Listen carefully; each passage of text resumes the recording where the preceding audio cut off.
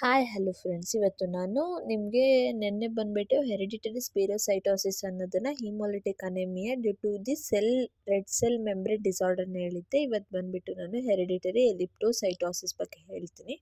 ಅದೇನಪ್ಪ ಅಂದರೆ it has a similar clinical and laboratory features to hereditary spherocytosis except for the appearance of the blood film elliptocytes ovalocytes, but it is usually a clinically milder disorder. ಇದು ಬಂದ್ಬಿಟ್ಟು same clinical ಮತ್ತು lab features ಬಂದ್ಬಿಟ್ಟು same ಯಾವ್ದ್ರ ಥರ ಇರುತ್ತಪ್ಪ ಅಂದರೆ hereditary ಸ್ಪಿರೋಸೈಟೋಸಿಸ್ ಥರನೇ ಇರುತ್ತೆ.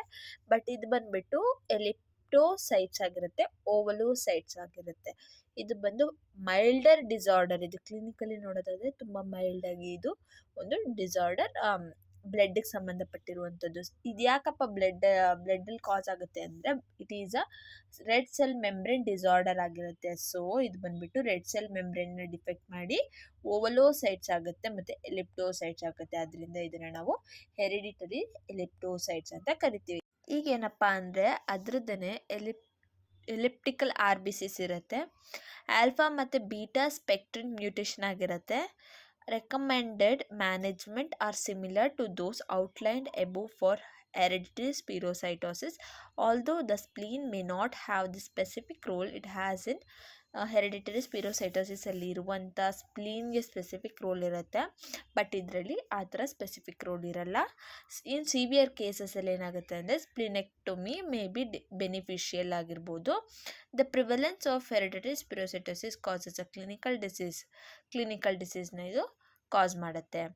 The hereditary spherocytosis ಅದೇ ಥರನೇ hereditary elliptocytosis syndrome are a family of genetically determined erythrocyte disorders.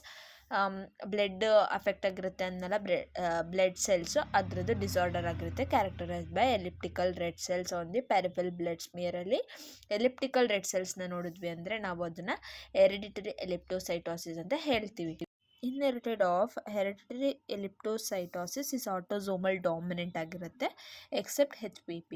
The hereditary elliptocytosis variants occur within an estimated frequency of 1:1000 to 5000. Hereditary eleptocytosis has a worldwide distribution but is more common in malaria endemic regions with prevalence approaching 2% in West Africa. ಇದು ಬಂದ್ಬಿಟ್ಟು endemic world wide distribution ಇದೆ. Malaria endemic ರೀಜನ್ಸಲ್ಲಿ ತುಂಬ ಪ್ರಿವಲೆನ್ಸ್ ಆಗಿ ನೋಡ್ಬೋದು, 2% ಇನ್ West ಇದರಲ್ಲಿ ನೋಡ್ಬೋದು. ಇದು ಮತ್ತು ಇದನ್ನು ಯಾವ ಥರ ಕ್ಯಾರೆಕ್ಟರೈಸ್ಡ್ ಮಾಡ್ತೀವಪ್ಪ ಅಂದರೆ by the presence of elliptical or oval RBCs in the peripheral ಸ್ಮಿಯರಲ್ಲಿ. ನಾವು ಓವಲ್ RBCsನ ನೋಡಿದ್ವಿ ಅಂದರೆ ಆವಾಗಲೇ ನಾವು ಇದನ್ನು ಸ್ಪೆಸಿಫೈ ಮಾಡ್ತೀವಿ, it is A hereditary elliptocytosis ಅಂತ. ಇದು ಬಂದ್ಬಿಟ್ಟು he was first reported in 1904 ಒಬ್ಬರು ಅಂದರೆ ಹೆರಿಡಿಟರಿ ಎಲಿಪ್ಟೋಸೈಟೋಸಿಸ್ ಬಂದ್ಬಿಟ್ಟು ರಿಪೋರ್ಟ್ ಆಗಿದ್ದು ಯಾವಾಗಪ್ಪ ಅಂದರೆ 1904. A very heterogeneous disorder clinically, genetically and biochemically exist in all forms in 1 in 2000 to 4000 of peoples in the US ಅಲ್ಲೂ ಕೂಡ ಇದೆ, in all racials and ethnic groups, inherited in an autosomal dominant fashion and may be linked to blood group antigen. ಬಂದ್ಬಿಟ್ಟು autosomal dominant fashion ಆಗಿದೆ. ಇದನ್ನು ನಾವು ಯಾವ ಥರ link ಮಾಡ್ಬೋದು ಅಂದರೆ ಆ ಬ್ಲಡ್ ಗ್ರೂಪ್ ಆ್ಯಂಟಿಜೆನ್ಸಲ್ಲಿ ಕೂಡ ನಾವು ಲಿಂಕ್ ಮಾಡ್ಕೋಬೋದು. ಇದನ್ನು ಇಲ್ಲಿವರೆಗೂ ನೀವು ನೋಡಿದ್ದೀರಾ ಅಂದರೆ ಫ್ರೆಂಡ್ಸ್ ಇಷ್ಟ ಆಗಿದೆ ಅಂದ್ಕೊಂಡಿದ್ದೀನಿ, ಇಷ್ಟ ಆಗ್ತಿದೆ ಅಂತ ಅಂದ್ಕೊಂಡಿದ್ದೀನಿ. ಸೊ ನಿಮ್ಗೆ ಯಾವ್ಯಾವ ವಿಡಿಯೋ ಬೇಕು ಅಂತ ಕಮೆಂಟ್ ಬಾಕ್ಸಲ್ಲಿ ಕಮೆಂಟ್ ಮಾಡಿ.